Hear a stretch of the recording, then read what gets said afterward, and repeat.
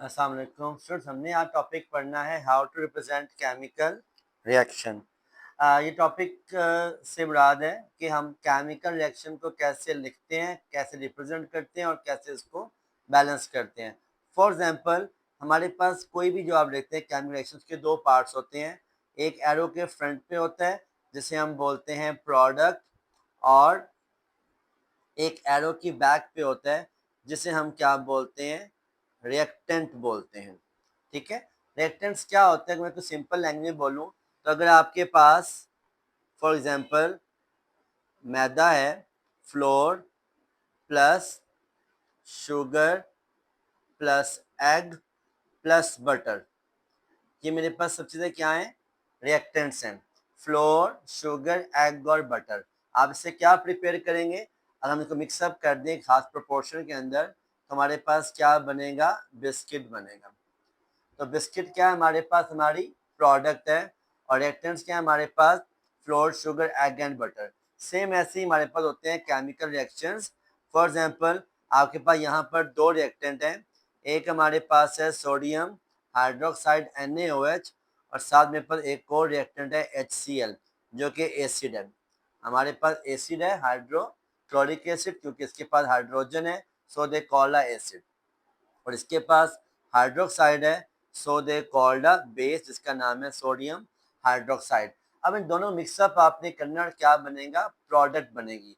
बेटा जब भी हमारे पास प्रोडक्ट बनती है तो रिमेंबर डैट आपने इनके चार्जेस को पहले याद करना है। सोडियम पे क्या चार्ज होता है, +1, हाइड्रोक्साइड पर -1, हाइड्रोजन पर +1, क्लोरीन पर -1। तो जब भी मेरे पास रिएक्टेंट से प्रोडक्ट बनते हैं तो इनके आयंस क्या होते हैं, एक्सचेंज होते हैं। यानी कि जो बेस का जो कैटाइन है वो एसिड के एनाइन के साथ जाकर मिलेगा, और ये मेरे पास जो प्रोडक्ट बनेगी वो Na+1 और बनेगा Cl-1। सेम ऐसे ही सेकंड में क्या बच गया, हाइड्रोजन और हाइड्रोक्साइड। तो हाइड्रोजन मिलेगा जाकर विद द हाइड्रोक्साइड, और ये मेरे पास बन जाएगा HOH, जिसे हम क्या बोलते हैं, वाटर मॉलिक्यूल बोलते हैं। और ये मेरे पास रिएक्शन क्या है, बैलेंस है, क्योंकि इसमें भी एक सोडियम है और एक इसके पास सोडियम है। इसके पास एक ऑक्सीजन, एक क्लोरीन, दो हाइड्रोजन और दो हाइड्रोजन। इक्वेशन आपकी बैलेंस है। तो जब भी मेरे पास सॉल्ट और एसिड बेस मिलेंगे तो मेरे पास प्रोडक्ट बनेगा सॉल्ट एंड वाटर। सेम ऐसे एक और रिएक्शन लेते हैं हमारे पास एग्जांपल के तौर पर। मेरे पास है कॉपर हाइड्रोक्साइड, साथ में मेरे पास है सल्फ्यूरिक एसिड H2SO4। यहाँ भी सेम ऐसे ही होगा। सबसे पहले आप इन दोनों के मिक्सअप कर रहे हैं, इनके चार्जेस याद कर लें। कॉपर पे क्या चार्ज होता है, +2, और हाइड्रोक्साइड पर क्या चार्ज होता है, -1। सेम ऐसे ही हाइड्रोजन पर +1 है, और SO4 कहते हैं सल्फेट को, जिस पे चार्ज क्या है, -2 है। अब जब मैं रिएक्शन करूंगा इसका कंप्लीट, तो मैं बेस का कैटाइन एसिड के एनाइन के साथ कंबाइन करूंगा, और मेरे पास यहाँ पर बनेगा प्रोडक्ट कॉपर सल्फेट CuSO4, और H2 मिलेगा OH से, और ये मेरे पास बन जाएगा वाटर मॉलिक्यूल। अब यहाँ देखें आप, तो कॉपर पे क्या चार्ज है, कॉपर पे चार्ज था +2, ठीक है, और सल्फेट पर -2। सेम चार्जेस से तो कट जाएंगे, साथ जहाँ चार्ज मेंशन नहीं होगा। सेम ऐसे हाइड्रोजन भी आपके पास बैलेंस है, H+1 है हाइड्रोजन का और -2 है ऑक्सीजन का। तो 2 आ गया H के नीचे जो कि चार्ज था ऑक्सीजन का, और H का 1 आ जाएगा O के नीचे जिसको मेंशन हम नहीं करते। अब इस सेक्शन के अंदर एक हमारे पास इशू है। What is the issue, that आपने रिएक्टेंट और प्रोडक्ट्स को बैलेंस करना है। ये बैलेंस नहीं है। बैलेंस कैसे नहीं है ये मैं आपको अभी एक्सप्लेन करता हूँ। फॉर एग्जाम्पल, मेरे पास यहाँ पर रिएक्टेंट में कॉपर है, सल्फर है, हाइड्रोजन है और ऑक्सीजन है। ये चार एलिमेंट से मेरे क्या बने हैं, रिएक्टेंट, कॉपर, हाइड्रोजन, ऑक्सीजन और सल्फर। और यही चार रिएक्टेंट मेरे पास किसमें, इन द प्रोडक्ट, कॉपर है, सल्फर है, हाइड्रोजन है और ऑक्सीजन है। ठीक है, ये मेरे पास आ गया रिएक्टेंट के एलिमेंट और ये आ गए प्रोडक्ट के एलिमेंट। अब इसे काउंट करेंगे टू बैलेंस इट। कितने कॉपर है हमारे पास यहाँ पर? एक कॉपर है। हाइड्रोजन कितने हैं? सल्फर देखें पहले, सल्फर भी एक है। हाइड्रोजन दो ये हैं और दो ये हैं, 2 + 2 4 हैं। ऑक्सीजन दो ये हैं क्योंकि 2 इसको शो भी कर रहा है और 4 ये हैं, 4 + 2 कितने हो गए? 6 हो गए। अब देखिए इन द प्रोडक्ट, एक कॉपर है, एक ही सल्फर है, दो हाइड्रोजन है और 4 और 1 कितने? 5 मेरे पास हैं ऑक्सीजन। तो आप यहाँ देख रहे हैं कि रिएक्टेंट और प्रोडक्ट्स के अंदर हमारे पास कॉपर सल्फर तो बैलेंस है, एक एक है, लेकिन यहाँ पर हाइड्रोजन 4 है, यहाँ 2 है, यहाँ पर ऑक्सीजन 6 है, यहाँ 5 है। तो हमने इन दोनों को बैलेंस करना है दोनों के अंदर। कैसे करेंगे बैलेंस?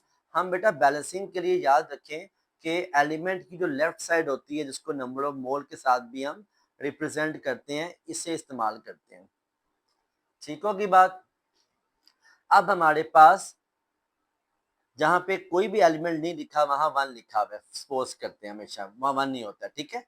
अब देखिए यहाँ पर कितने हाइड्रोजन है? 2 और 2 4, पर यहाँ कितने हैं? 2 है। तो अगर मैं यहाँ पर 2 लगा लेता हूँ तो इक्वेशन बैलेंस हो सकती है। कैसे? 2 2 ज़ा 4। अब मेरे पास हो गए 4 हाइड्रोजन, एक कॉपर और एक सल्फर, तो ये बैलेंस है। रहेगी बात किसकी? ऑक्सीजन की। तो यहाँ पर ये 2 जो है ओ को भी शो कर रहा है, तो 2 2 ज़ा 4 आ गई हाइड्रोजन और 2 1 ज़ा 2 मेरे पास आ गया ऑक्सीजन। तो 2 ये हो गए ऑक्सीजन प्लस 4 ये हो गए, तो ये भी यहाँ पर 6 बन गए। इस तरह मेरे पास इक्वेशन होगी बैलेंस। 6 ऑक्सीजन 6 ऑक्सीजन, 4 हाइड्रोजन, एक कॉपर, एक sulphur, that is meant by the balancing equation. जहाँ नंबर नहीं लिखा हुआ बॉक्स में वहां हमारे पास 1 लिखा होता है, लेकिन 1 को हम शो नहीं करते इन केमिकल रिएक्शन। तो इससे मुराद है बैलेंसिंग ऑफ केमिकल इक्वेशन, जो लाजमी करनी होती है। अगर आपकी इक्वेशन बैलेंस नहीं है तो आपको उसके मार्क्स भी नहीं मिलते, ठीक है। इसके बाद मैं यहाँ पे अब आपको बैलेंसिंग ही सिखाने वाला हूँ। नेक्स्ट हम चलेंगे आगे इसी क्वेश्चन के ऊपर। हमारे पास यहाँ पर रिएक्टेंट में 3 एलिमेंट हैं, कौन कौन से? सोडियम, हाइड्रोजन और ऑक्सीजन। और यहाँ भी 3 एलिमेंट हैं, सोडियम, हाइड्रोजन और ऑक्सीजन। यहाँ पर 2 सोडियम है, 2 हाइड्रोजन है और 1 + 1 2 ही कितने ऑक्सीजन है। यहाँ पर सारे एलिमेंट एक एक हैं, ठीक है। तो यहाँ भी आपको 2 2 करना है, तो आप क्या करेंगे? इसके साथ 2 लगा देंगे और 2 लगाने पर ये पूरी इक्वेशन क्या हो जाएगी? बैलेंस।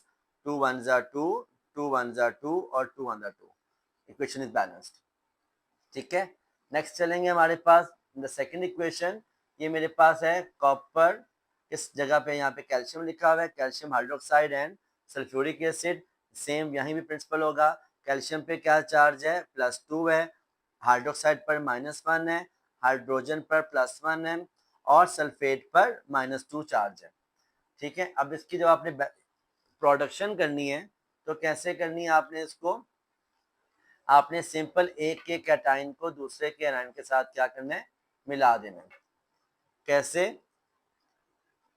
ये मेरे पास जो कैल्शियम गिवन है वो मिलेगा जाकर सल्फेट के साथ और हाइड्रोजन मिलेगा विद द हाइड्रोक्साइड, और हमारे पास ये इक्वेशन बन जाएगी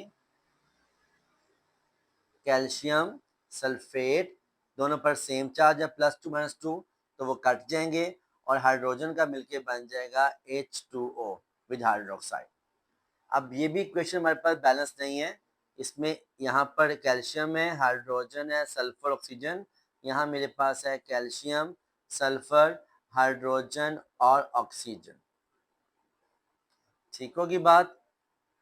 एक कैल्शियम, एक कैल्शियम, एक सल्फर, 2 + 2 4 हाइड्रोजन, 4 + 2 6 है ऑक्सीजन। यहाँ मेरे पास 4 + 1 5 और 2 हैं हाइड्रोजन। तो सबसे पहले हम कोशिश करते हैं रिएक्शन के अंदर हाइड्रोजन और ऑक्सीजन को ही बैलेंस करें। तो यहाँ पर 4 है, यहाँ पे 2 है। मैं यहाँ अगर 2 लगाता हूँ तो मेरे पास ये हो जाएंगे 4 हाइड्रोजन जो कि बैलेंस हो गए। कैल्शियम सल्फर पहले ही बैलेंस थे और ये 2 लगाने पर मेरे पास 2 1 ज़ा 2 हो गया और यहाँ मेरे पास आ गया 4 ऑक्सीजन, तो ये बनेंगे हमारे पास 6 ऑक्सीजन। ठीक होगी बात। तो ये इक्वेशन क्या होगी मेरे पास यहाँ पर बैलेंस हो गई है। सेम ऐसे मेरे पास यहाँ पर नेक्स्ट जो रिएक्शन दिया हुआ है उसको देखते हैं, which is zinc plus HCl। अब यहाँ पहले आप मेंशन करेंगे जिंक पे क्या चार्ज है। जिंक एक मेटल है तो उस पर चार्ज होता है +2, हाइड्रोजन पर +1 है, क्लोरीन पर चार्ज क्या है -1 है। जब रिएक्शन होगा हमारे पास तो जो जिंक है वो क्लोरीन के साथ जाकर रिएक्शन करेगा और इसकी प्रोडक्शन बनेगी मेरे पास ZnCl। अब क्योंकि जिंक के +2 चार्ज था तो जो जिंक का +2 चार्ज है वो आएगा Cl के नीचे, और Cl का चार्ज था -1 वो आएगा जिंक के नीचे, इसको मेंशन नहीं करते। और क्योंकि हाइड्रोजन रहेगी अकेली तो हाइड्रोजन अकेला एटम एग्जिस्ट नहीं करता, ये एग्जिस्ट करने फॉर्म ऑफ मॉलिक्यूल, यहाँ पे आएगा H2। अब ये भी क्वेश्चन बैलेंस नहीं है हमारे पास। यहाँ देखें जिंक है, हाइड्रोजन है और क्लोरीन है।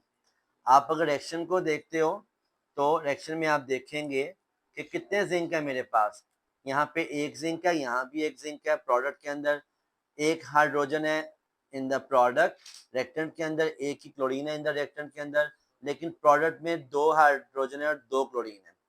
तो यहाँ पे आपको फिर 2 लगाना पड़ेगा। तो इस दोनों जगह पे आप मल्टीप्लाई बाय 2 करेंगे तो आपके पास 2 2 हो जाएंगे। तो हम यहाँ पर 2 लगाएंगे लेफ्ट साइड पर, तो 2 हो गए हाइड्रोजन, 2 हो गए क्लोरीन, और एक्शन क्या हो गया मेरे पास बैलेंस हो गया।